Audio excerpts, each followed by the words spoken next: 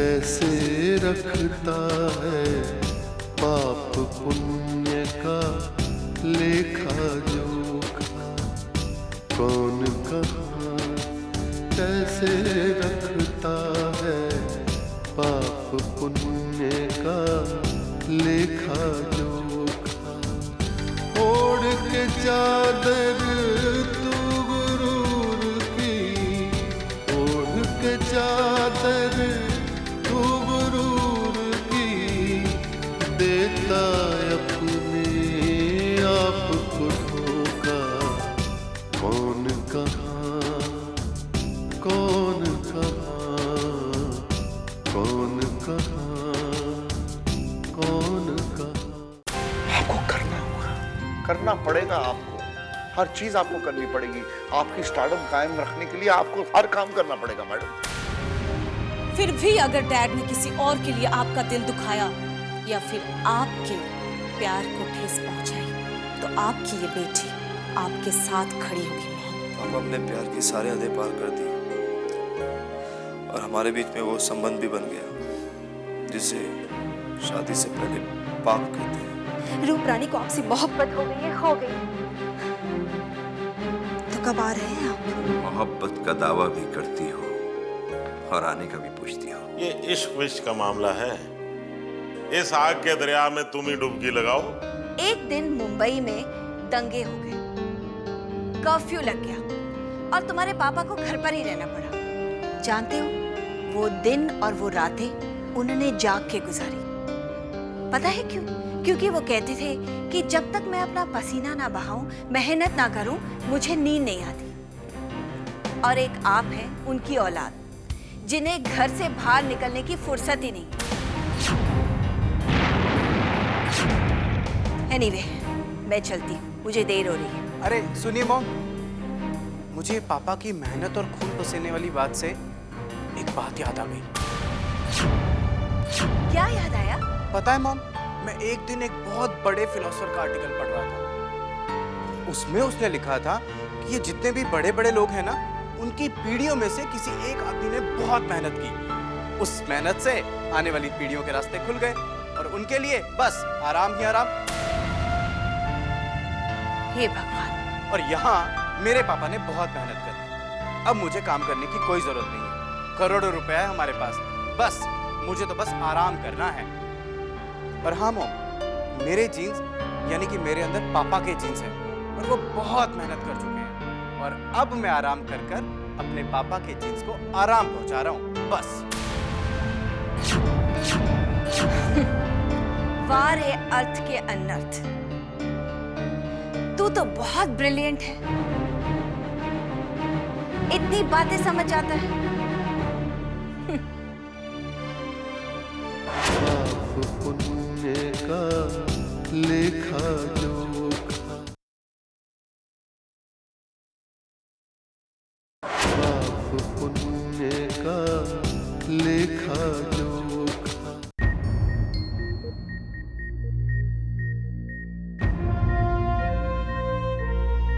ये मीरा भी एक पहेली बनती जा रही है कि जिंदगी में जब साधारण औरत को नहीं समझ पाया तो ये मीरा तो कुछ रहस्यमयी है।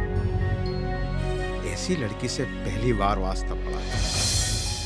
चलो आरसी से शेयर करता हूँ अपनी ये प्रॉब्लम, शायद वो कोई राह दिखाए।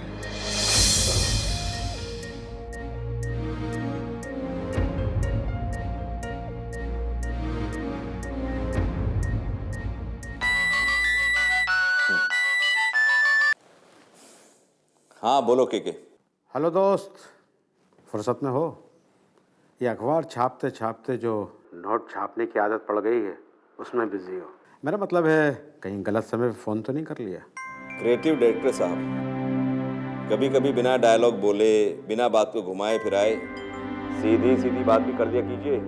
अब हमें आपके फ़ोन के लिए भी सही वक्त देखना पड़ेगा तो लानत है हमारी दोस्ती पर। यार आरसी, तुझसे मिलने को मन बहुत कर रहा है।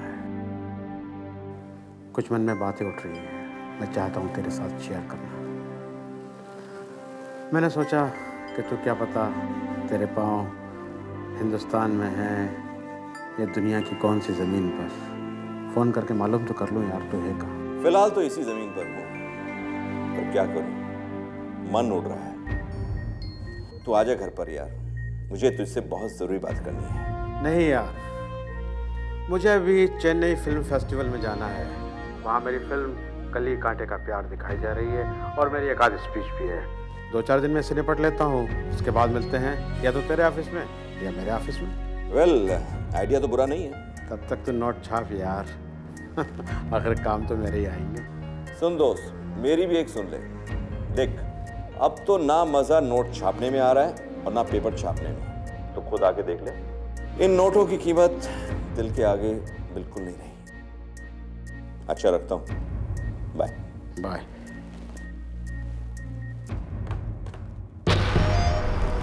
ये आरसी इतनी बहकी बहकी बातें क्या कर रहा है?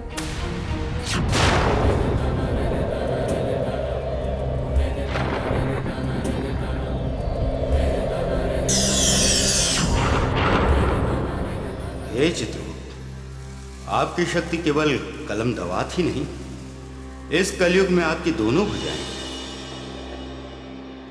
दोनों भुजाएं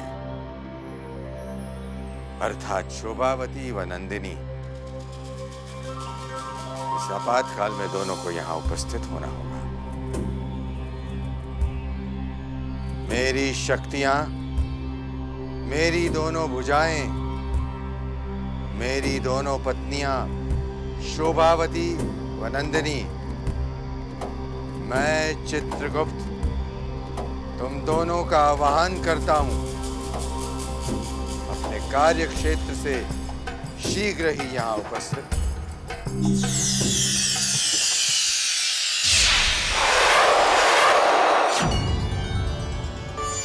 प्रणाम स्वामी। अचानक आपातकाल की घोषणा कर आपने हमें हमारे कार्य क्षेत्र से आने का आदेश दिया। हम उपस्थित हैं, आदेश करें। आप अत्यधिक चिंतित दिखाई दे रहे हैं स्वामी। हाँ नंदिनी, मैं अत्यधिक चिंतित हूं और आज मुझे आप दोनों की आवश्यकता है। स्वामी, क्या हम आपकी चिंता का कारण जान सकते हैं? युग बीत गए, मानव जाति की बढ़ती संख्याओं को देखते हुए मैंने आप दोनों को 2 काम सौंपे थे। नंदिनी उनकी श्वासों की गणना करेगी और शोभावती उनके पुण्य और पापों की गणना करके मुझे सूचित करेगी। क्या हमसे कोई भूल हुई स्वामी? कदापि नहीं। आप दोनों तो मेरी भुजाएं हैं, मेरी शक्तियां हैं। आप दोनों के कारण ही तीनों लोकों में मेरा यशोगान हुआ है। आपकी कार्यक्षमता से, आपके समर्पण से मैं प्रसन्न हूं। लेकिन अब क्या हुआ स्वामी? पाप पुण्य की वो विदा जिसे मैंने वर्षों की तपस्या से अर्जित की थी, वो विदा इस कलयुग में पुण्य के सबसे बड़े शत्रु पाप को ज्ञात हो गई है और अब सृष्टि में अनिष्ट का षड्यंत्र रचा जा रहा है। आश्चर्य, घोर आश्चर्य स्वामी। समस्या तो बहुत ही विकट है। मैंने सूर्य देवता का भी आह्वान किया था और उनके मार्गदर्शन के अनुसार मैंने आप दोनों को याद किया है। स्वामी, क्या आप अपने दृश्यावलोकन में दर्शाएंगे पृथ्वी लोक पर मायावी कलयुगी पाप अपना साम्राज्य कैसे बढ़ा रहा है और आपको चुनौतियां कैसे दे रहा है? हाँ नंदिनी, यही उचित है। जब तक आप दोनों को वास्तविक वस्तुस्थिति का ज्ञान नहीं होगा, आप दोनों मुझे उचित परामर्श कैसे दे पाएंगे?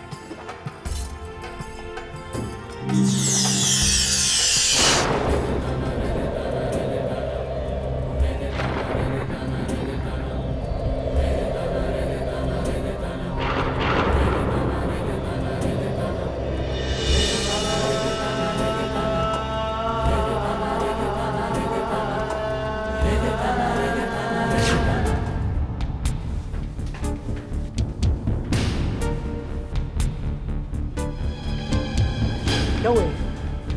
It's emergency accident case doctor. Okay, quick इनको ऑपरेशन थिएटर में ले चलो। आपने इनके घर वालों को इन्फॉर्म किया या नहीं? डोंट वरी, बस अभी इन्फॉर्म कर देते हैं। ओके, जल्दी करिए, फास्ट। पाप पुण्य का लेखा जोखा, पाप पुण्य का लेखा जोखा।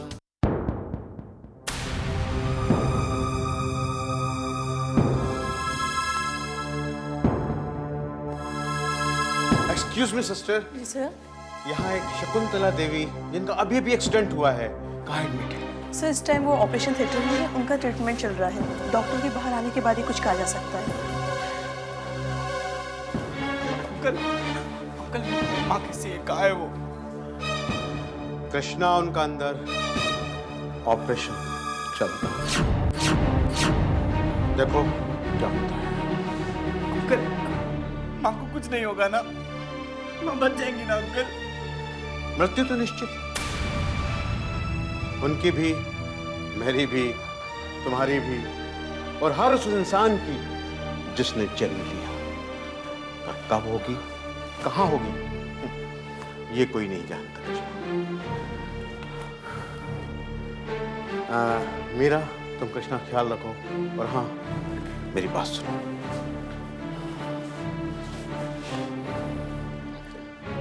तुम्हें कृष्णा को संभालना होगा मीरा, उसके साथ सहानुभूति से पेश आओ। लेकिन हाँ, ये एक्सीडेंट कृष्णा के लिए वरदान साबित होना चाहिए। यही मौका है, उसे झकझोर दो, उसकी आत्मा को जगा दो।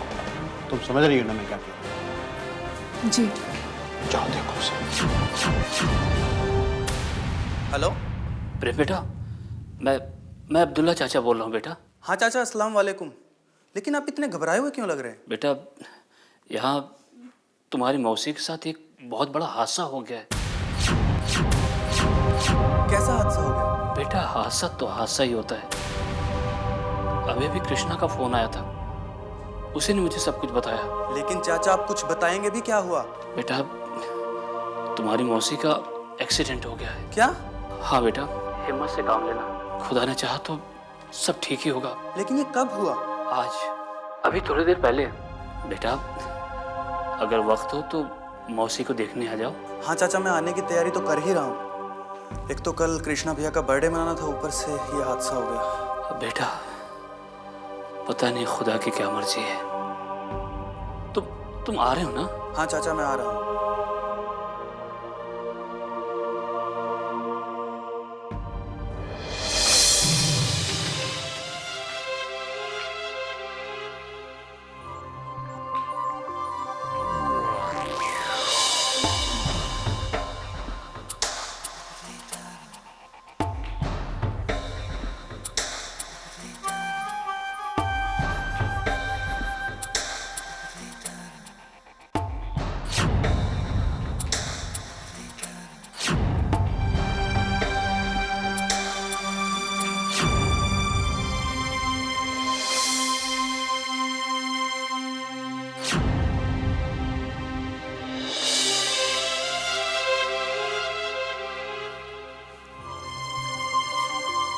अर्चना, किस गहरी सोच में डूबी हुई हो? मैं यही सोच रही थी कि पापा का हर एक सपना मुझ पर और आलोक पे टिका है। उर्वशी दीदी तो ये घर छोड़कर जा चुकी है। अगर हम पापा का सपना पूरा नहीं कर सके तो पता नहीं पापा के दिल पर क्या गुजरेगी। यही सोचकर मैं दिन रात पढ़ाई में लगी हुई हूँ, लेकिन पता नहीं कल क्या होगा। अर्चना, तुमने तो सुना होगा, कर्म कर और फल की इच्छा मत कर इंसान, जैसा कर्म करेगा वैसा फल देगा भगवान। यही है गीता का ज्ञान। और अर्चना, वाकई में जहां सच्ची चाह होती है ना, वहां राह कहीं ना कहीं तो निकल ही जाती है। मुझे देखो, मेरे मन में पाप पुण्य के बारे में कितना भरा हुआ था। उन पापियों के बारे में जो चारों तरफ सिर्फ पाप ही पाप देखना चाहते थे, जो सिर्फ पाप ही पाप फैलाना चाहते थे। मुझे मौका मिला और मैंने दिल खोल कर लिखा। और देखो, मेरे लेख की कितनी तारीफ है, जिसका नाम है पाप पुण्य का लेखा जोखा। हाँ चित्रांशी, आपने सचमुच पापियों के चेहरे से जो मुखौटा उतारने का बीड़ा उठाया है, उसमें आप दिन बर दिन कामयाब हो रहे हो। मैं भी उसी तरह पापा का हर एक सपना जल्द से जल्द पूरा करना चाहती हूँ। उर्वशी दीदी तो डॉक्टर बनने का पापा का सपना पूरा नहीं कर सकी, और इसलिए तो मैं उर्वशी के बारे में कड़वे लेख लिखने पर मजबूर हो गया था। पर अफसोस, पढ़ने के बावजूद भी उर्वशी कुछ न समझ सकी। वो जिस दुनिया में है वहाँ सोचने समझने का वक्त ही कहाँ है। लेकिन पता नहीं लोग ऐसा क्यों करते हैं। लोग किसी को भी अपनी दुनिया में जबरदस्ती खींचना क्यों चाहते हैं? लोगों का घर, लोगों के सपने क्यों उजाड़ना चाहते हैं? अगर केके ने दीदी के सामने करोड़ों रुपए का ऑफर नहीं रखा होता तो आज शायद दीदी हमारे साथ होती। क्या मिल गया उस केके को? अर्चना, केके के बारे में मैंने सब पता कर लिया। केके तो एक कला का पुजारी है, एक सच्चा कलाकार है जो सिर्फ अपनी कृतियां दुनिया के लिए छोड़ जाना चाहता है। इसके सिवाय उसके मन में और कोई पाप नहीं, बल्कि गलती तो उर्वशी की है, जिसने मौका मिलने पर उन लोगों का दामन पकड़ लिया जो पहले से ही बदनाम है। केके ने तो उर्वशी के अंदर के सच्चे कलाकार को पहचाना, उसे निखारा, उसे एक बुलंदी दी, और बदले में उर्वशी ने क्या किया? केके को ठुकरा दिया। क्या उर्वशी में खुदगर्जी नहीं थी? हाँ चित्रांश, आप बिल्कुल सच कह रहे हो। मगर केके को भी तो पता है कि ये दुनिया एक भूल भुलैया है जिसमें आने वाला हर इंसान गुम हो जाता है। फिर उसे इस फिल्म इंडस्ट्री में लोगों को आने का मौका देना चाहिए ही नहीं। जिन्हें आना है वो तो खुद आ ही जाते हैं ना। देखो अर्चना, इस मामले में मैं केके को गुनहगार नहीं ठहरा सकता। केके ने उर्वशी को यशवान बनाया है, और मेरे हिसाब से इसमें केके की कोई गलती नहीं।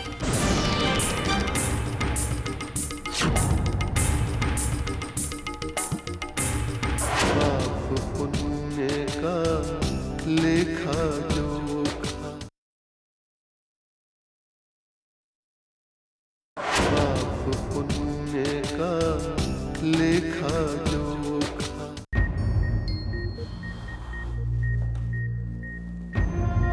एक्सक्यूज मी डॉक्टर, आप?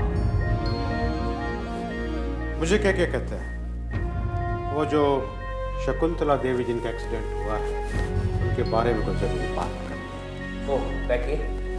Thank you. पोजीशन तो बहुत क्रिटिकल है। उनके सिर में बहुत गहरी चोट आई है, जिसके बारे में अभी हम कुछ नहीं कह सकते। हमने उन्हें सीटी स्कैन के लिए भेजा है ताकि पता लग सके कि सिर में कितनी गहरी चोट है। डॉक्टर, ये रिपोर्ट कब तक आ सकती है? क्योंकि हम चाहते हैं कि शकुंतला देवी को दुनिया का बेस्ट से बेस्ट ट्रीटमेंट दिया जाए। हम पूरी तरह शकुंतला देवी जी को ऑब्जर्व कर रहे हैं, और आप भी मेंटली रूप से पूरी तरह तैयार रहिएगा। हमसे जो अच्छा हो सकेगा वो हम करेंगे। Thanks doctor. हाँ, उनका एक इकलौता बेटा है जो उनसे मिलना चाहता है, देखना चाहता है। आप धीरज रखिए, जैसी हालत ठीक होंगे मैं आपको मिलने के लिए बता दूंगा। हाँ, ये ठीक रहेगा। Thank you very much. Okay, thank you. Okay.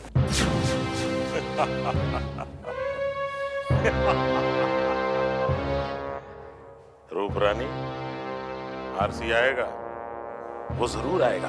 तुम्हारे प्यार का सपना उसकी आंखों में बस चुका है, और कुछ लोग सपनों को आंखों में ऐसे बसा लेते हैं कि जागने पर भी आंखें खुली नहीं रखते। और मैं आरसी को इस सपने से बाहर नहीं आने दूंगा। मेरी जुल्फों से आजाद होगा तब कहीं बाहर निकल पाएगा ना वो। देखो रूप रानी, ज्यादा जल्दबाजी करने की जरूरत नहीं। आरसी ने दुनिया देखी है, उसको जरा भी शक नहीं होना चाहिए कि तुम उसे अपने जाल में फांस रही हो। ये जाल इतना खूबसूरत है जग्गू कि फंसने वाला खुद आ जाता है। वो आएगा जरूर, मगर जाना नहीं चाहिए। उसे अपनी जुल्फों में कैसे फंसा के रखना है, ये काम तुम्हारा। ये पंछी तुम्हारे जाल से निकलना नहीं चाहिए। वो तो मुझ पर छोड़ दो जग्गू, उसे कैसे बांध कर रखना है ये मैं अच्छी तरह से जानती हूँ। इसीलिए तो तुम्हारे पास लेके आया। बस जग्गू, उसे लाने का काम तुम्हारा था। आगे तुम देखते जाओ कि मैं क्या करती हूँ। मैं उसे अपनी बातों से ही इस कदर फंसा लूंगी कि उसे सिर्फ और सिर्फ मैं ही याद आऊंगी। बाकी सब कुछ वो भूल जाएगा। उसका परिवार, उसके बच्चे, उसकी बीवी, सबको भूल जाएगा। बस इतना कर दो, इस वक्त मुझे बहुत पैसा चाहिए। पैसों की जरूरत किसे नहीं होती है जग्गू। ये सब तो मैं सिर्फ पैसों के लिए ही तो कर रही हूँ। तुम्हें पैसा चाहिए अपने ऐशो आराम के लिए, मगर मुझे बहुत पैसा चाहिए। मैं पावर गेम खेलना चाहता हूँ। Power game. पावर? ये क्या कह रहे हो तुम? खैर छोड़ो इस बात को, तुम मेरा खेल नहीं समझोगी। जग्गू जब भी एक कदम बढ़ाता है ना, बहुत दूर की सोचता है। ये आरसी मेरा टारगेट नहीं है, मेरा टारगेट बहुत बड़ा है।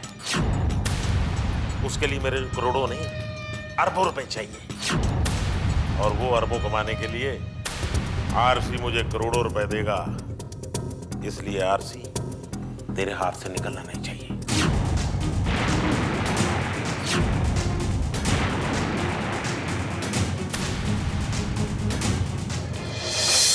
हर इंसान का अक्स वहाँ पर, हर इंसान का कच्चा चिट्ठा, हर इंसान का कच्चा चिट्ठा।